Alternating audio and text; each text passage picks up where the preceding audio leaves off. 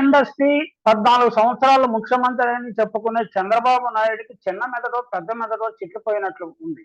లేకపోతే వాటిలో చిన్న చిప్పు పనిచేయటం మానేసి ఉండాలి. లేకపోతే ఆయన ఏం మాట్లాడుతున్నాడో ఆయనకే సోయి లేకుండా పోయి ఉండాలి. రాజకీయ నాయకులు కానీ, ఇతరులు కానీ ఎప్పుడూ పేదలను, పేదరికం గురించి అవహేళనగా మాట్లాడరాదన్న ప్రాథమిక సూత్రాన్ని చంద్రబాబు మర్చిపోయారు.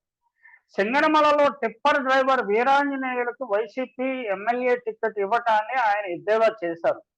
అది బహిరంగంగా ఎద్దేవా చేయటం వల్ల ఎటువంటి ప్రభావం ఓటర్ల మీద పడుతుంది, పేదల మీద పడుతుంది, వారికి ఆగ్రహం తెప్పిస్తుంది అన్న జ్ఞానం లేకుండా చంద్రబాబు మాట్లాడాడు. అది ఎటువంటి ఫలితాన్ని ఇస్తుందో ఊహించలేదని అనుకుంటాను.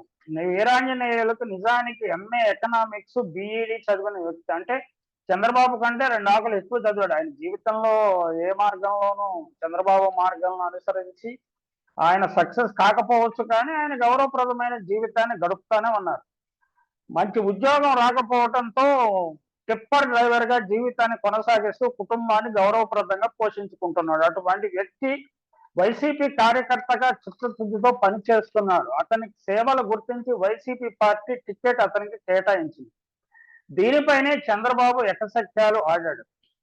సింగనమల అనంతపూర్లోని లోక్సభ నియోజకవర్గంలో 7 నియోజక స్థానాల్లో ఒకటి. అది రిజర్వ్డ్ నియోజకవర్గం. 2019 ఎన్నికల్లో వైఎస్ఆర్ పార్టీ తరఫున జొన్నలగడ్డ పద్మావతి ఈ నియోజకవర్గం నుంచి ఎన్నికయ్యారు. ఈ నియోజకవర్గంలో 6 మండలాలు ఉన్నాయి. ఈ నియోజకవర్గంలో 3 సార్లు కాంగ్రెస్, 3 సార్లు తెలుగుదేశం, ఒకసారి ఇండిపెండెంట్, ఒకసారి జనతా పార్టీ, ఒకసారి వైఎస్ఆర్ కాంగ్రెస్ గెలిచిన చరిత్ర ఉంది. చరిత్రను తిరగరాయాలనుకుంటున్న జగన్మోహన్ రెడ్డి 2024 ఎన్నికల్లో టిప్పర్ డ్రైవర్ గా పనిచేస్తున్న వీరాంజనేయులను తమ పార్టీ అభ్యర్థిగా రంగంలోకి దించారు. నిజానికి 2019లో వైఎస్ఆర్ సిపి అభ్యర్థి జొన్నలగడ్డ పద్మావతి, టీడీపీ అభ్యర్థి శ్రావణశ్రీపై 46,000 ఓట్లకు పైగా తేడాతో విజయం సాధించారు.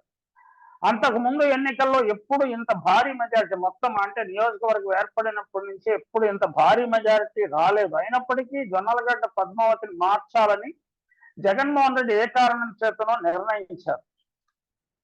2024లో టీడీపీ తరఫున పోటీ చేసిన బండారు శ్రావణి మళ్లీ రంగంలో దిగుతున్నారు. ఆమెపై వైసీపీ తరఫున మన్నెపాకుల వీరాంజనేయులు రంగప్రవేశం చేస్తున్నారు.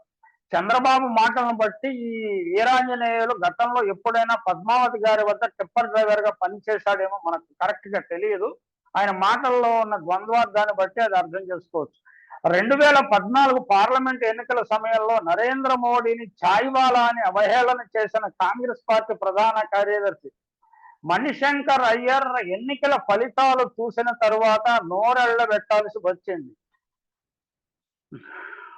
లెంపలు వేసుకోవాల్సి కూడా వచ్చింది. పేదలను, పేదరికాన్ని అవహేళన చేసి మట్టిగరిచిన నేతలు, రాజులు చరిత్రలో మనకు ఎంతో మంది ఉన్నారు.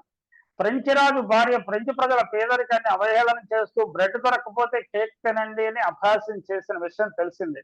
అది ఫ్రెంచి విప్లవానికి దారి తీసిన విషయం కూడా తెలుస్తుంది. ఇటువంటి పరుషపు పలుకులే చరిత్ర గతిని మార్చేస్తాయి. చంద్రబాబు గారు, మీరు మాట్లాడేటప్పుడు, అందులో పబ్లిక్ లో మాట్లాడేటప్పుడు కొంచెం సంయమనంతో వ్యవహరించడం మంచిది. ఆంధ్రప్రదేశ్ లో కూడా ఆగర్భ శ్రీమంతులైన అభ్యర్థులను సామాన్యులు ఓడించిన సంఘటన ఎన్నో.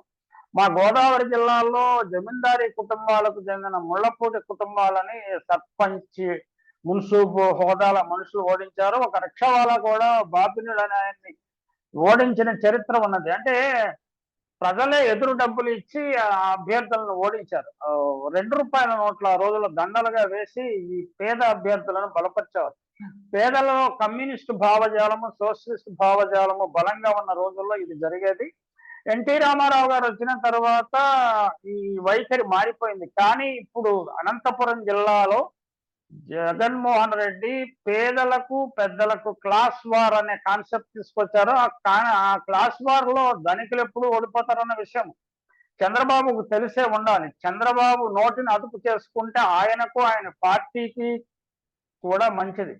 ధనమెచ్చిన మదమెచ్చును అనే మాట మర్చిపోకుండా చంద్రబాబు నాయుడు, ఆయన కుమారుడు లోకేష్ బాబు వ్యవహరిస్తే అందరికీ మంచిది. లేకపోతే సమాజంలో ఉద్రిక్తతలు చెలరేగి తెలుగుదేశం ఓటమి మరింత ఘోరంగా ఉండే ప్రమాదం